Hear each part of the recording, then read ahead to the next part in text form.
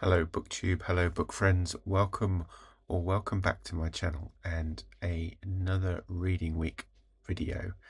This is my report and update for the week ending Saturday, August 23rd, 2025, and I have finished 3 books this week.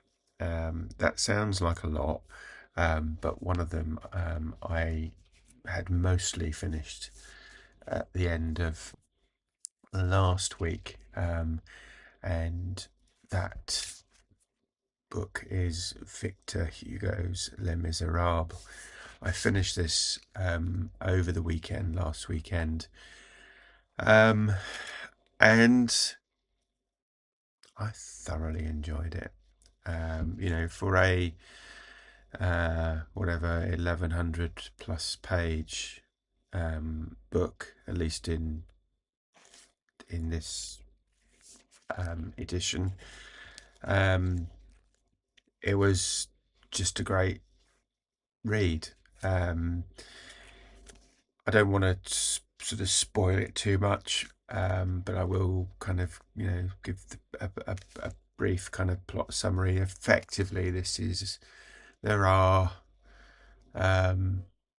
5 main characters. So there is Jean Valjean, who the book is predominantly about his redemption. He was convicted for a crime, and then effectively labelled as a criminal for life, by being forced to carry around an identity card that identified him as a former prisoner, and it's kind of about his redemption. He meets somebody, a bishop, at the very start of the book, who, because of the way he treats him, as opposed to the way he's been treated up to that point, which is pretty badly, the bishop treats him, with respect,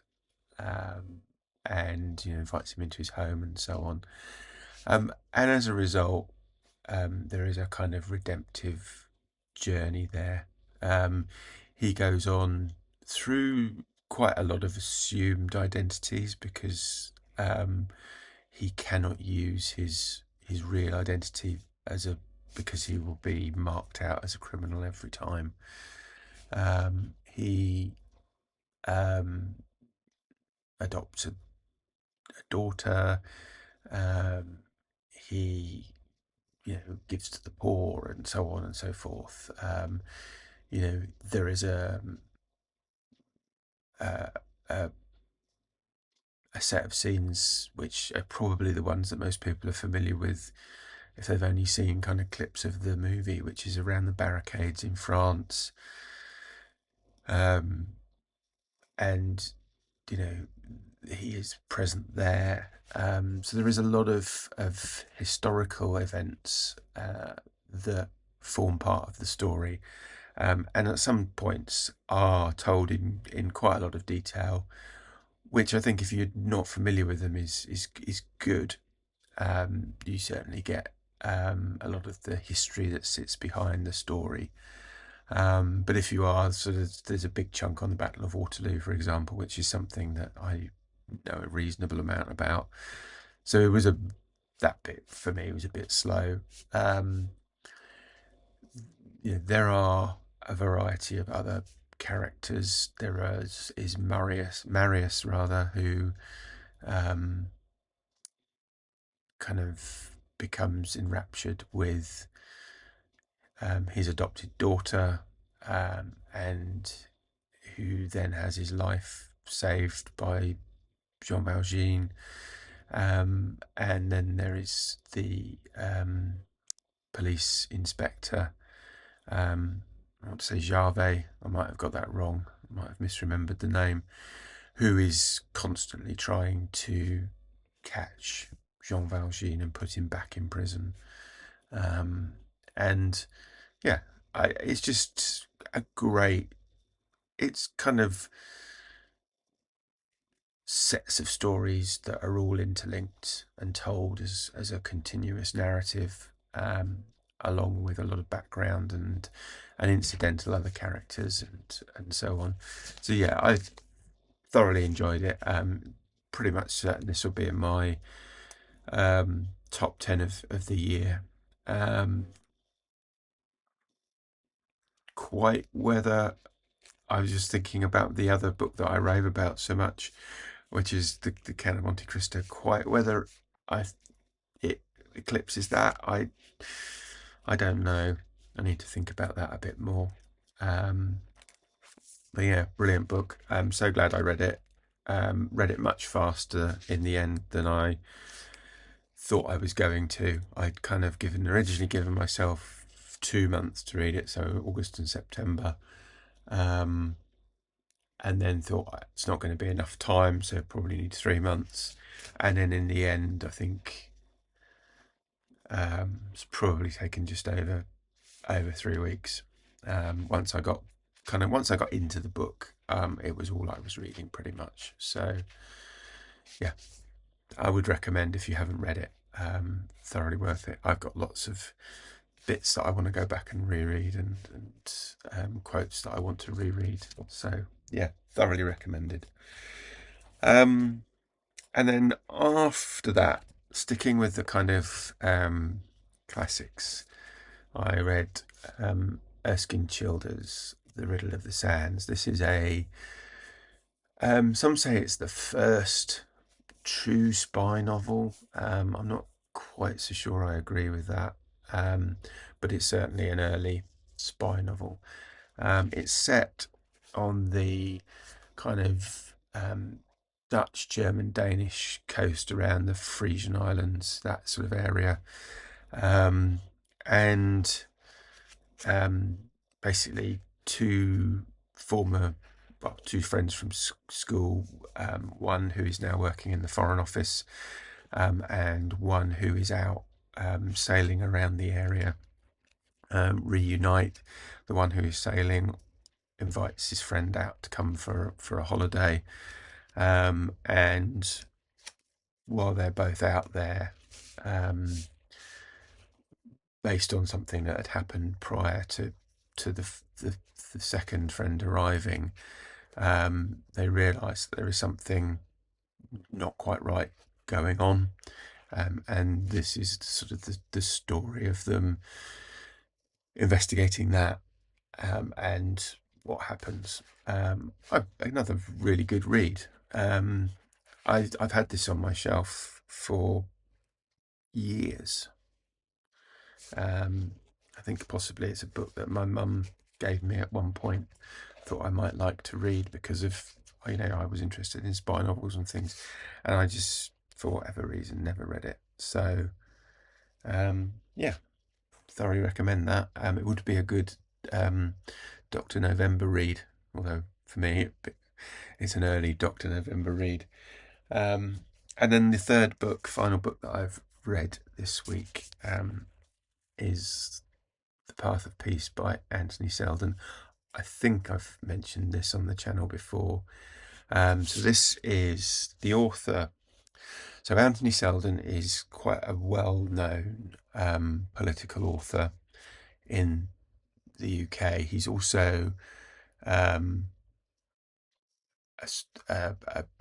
has been a head teacher, a chancellor, vice chancellor at universities, and so on. So he's kind of on the teaching side of academia and education, but he also writes quite a lot of political sort of biographies and summaries. So he has been writing, for example, a biography of prime ministers when they leave office.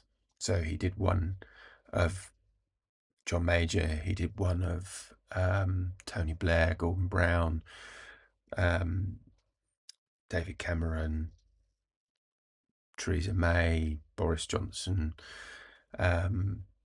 Liz Truss, which I guess is going to be quite short, and possibly, I think he's done or is writing one of Rishi Sunak, but I don't think that's been published yet.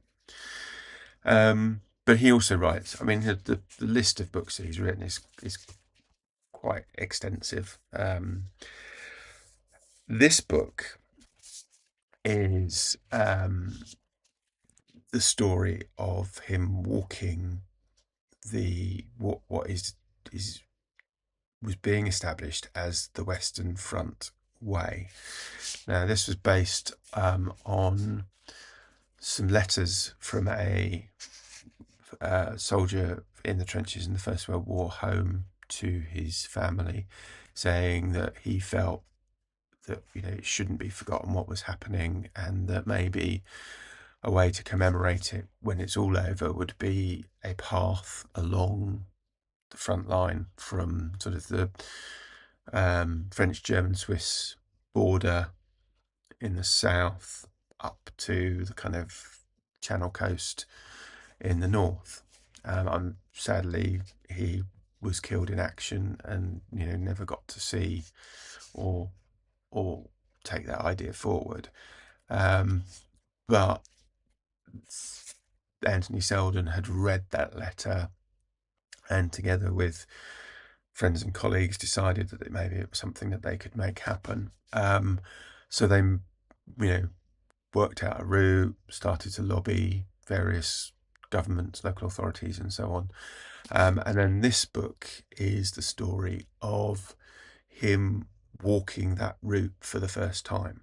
So it's over 1,000 kilometers, and he walks it in just over a month, which I thought was quite impressive.